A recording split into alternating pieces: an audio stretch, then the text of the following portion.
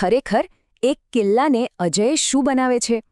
સદીઓ સુધી રાજસ્થાનનો એક સુપ્રસિદ્ધ ગઢ રણથંભોર આ સવાલનો જવાબ જાણે પોતાની દિવાલોમાં સાચવીને બેઠો હતો. તો ચાલો આજે આપણે આ ઐતિહાસિક કિલ્લાની આખી ગાથાને ઊંડાણથી જાણીએ. આપણી આ સફરની શરૂઆત કરીએ એના નામથી, કારણ કે એના નામમાં જ એના પ્રાચીન મૂળનો એક બહુ મોટો સંકેત છુપાયેલો છે. આજે આપણે જોઈશું કે આ કિલ્લાનું આટલું પ્રખ્યાત નામ ક્યાંથી આવ્યું.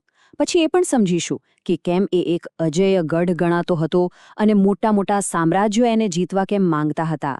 આપણે એના વિજયના સંઘર્ષમય ઇતિહાસમાં પણ ડોક્યું કરીશું. અને છેલ્લે રાજવીઓથી લઈને આખી દુનિયા માટે એનું શું મહત્વ છે એની પણ વાત કરીશું. તો પહેલો મુદ્દો, કિલ્લાનું પ્રખ્યાત નામ અને એના પ્રાચીન મૂળ. જુઓ, રણથંભોર તરીકે ઓળખાય એના ઘણા સમય પહેલાં એની એક સાવ અલગ ઓળખ હતી. એક એવી ઓળખ જે આ પ્રદેશના પ્રાચીન ઇતિહાસ સાથે જોડાયેલી હતી. પ્રાચીન સમયમાં આ કિલ્લો રણસ્તંભપુરા તરીકે જાણીતો હતો. હવે આ નામનો અર્થ બહુ રસપ્રદ છે. રણના સ્તંભનું નગર. નામ જ એની સૈન્ય તાકાતનો પરચો આપી દે છે નહીં? અને વાત અહીં જ નથી અટકતી. 12મી સદીમાં જ્યારે અહીં ચૌહાણ રાજવંશનું શાસન હતું, ત્યારે આ જગ્યા જૈન પરંપરાઓનું પણ એક મુખ્ય કેન્દ્ર બની હતી. હવે વાત કરીએ એના મહત્વની. કેમ એને અજય ગઢ કહેવાતો અને બધા એને કેમ જીતવા માંગતા હતા?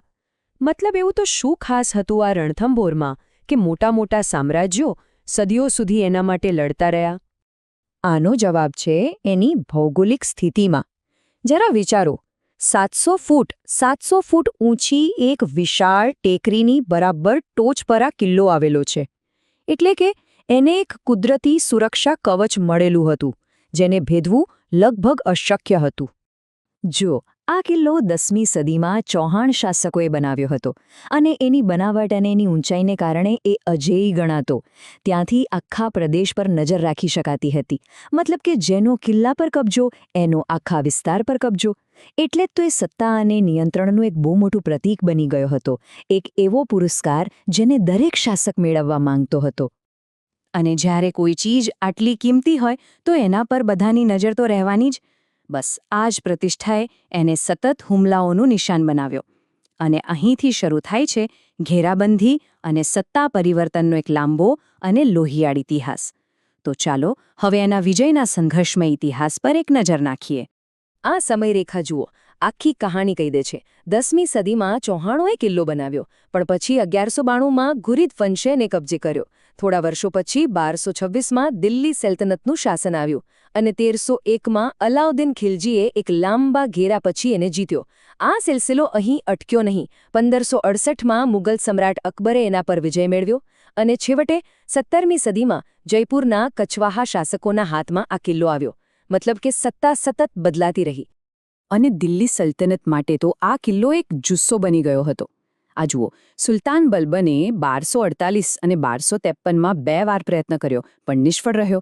પછી સુલતાન જલાલુદ્દીન ખિલજીએ પણ 1290-91માં કોશિશ કરી, એ પણ નાકામ રહ્યો. આ બતાવે છે કે કિલ્લાની સુરક્ષા કેટલી મજબૂત હતી.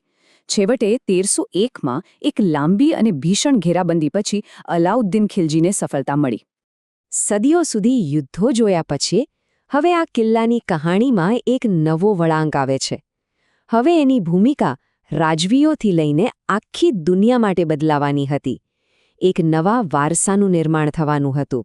17મી સદીમાં આ કિલ્લો જયપુરના કચવાહા શાસકોને સોંપવામાં આવ્યો અને ત્યારે એ એક રાજવી શિકારગાહ બની ગયો.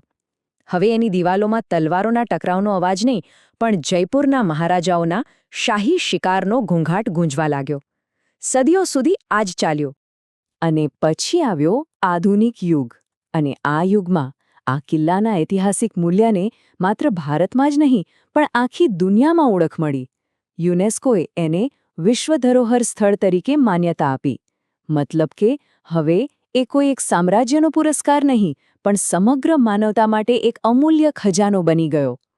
આ બદલાવ કેટલો મોટો છે એ અહીં જોઈ શકાય છે.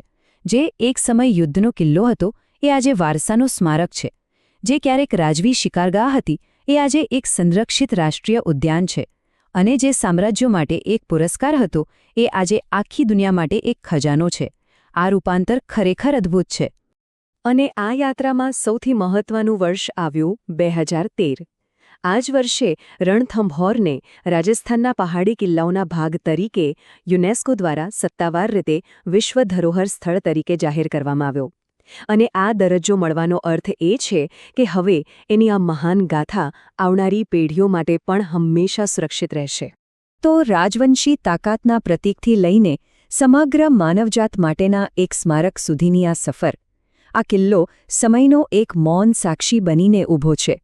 પણ આ એક સવાલ આપણી સામે મૂકી જાય છે કે જ્યારે કોઈ કિલ્લો 1000 વર્ષના ઇતિહાસનો સાક્ષી હોય ત્યારે તેની વાર્તા ખરેખર કોની કહેવાય? અને આપણે એ કેવી રીતે સુનિશ્ચિત કરી શકીએ કે તેના પથ્થરોમાં લખાયેલી આ ગાથાઓ ક્યારેય વિસરાય નહીં?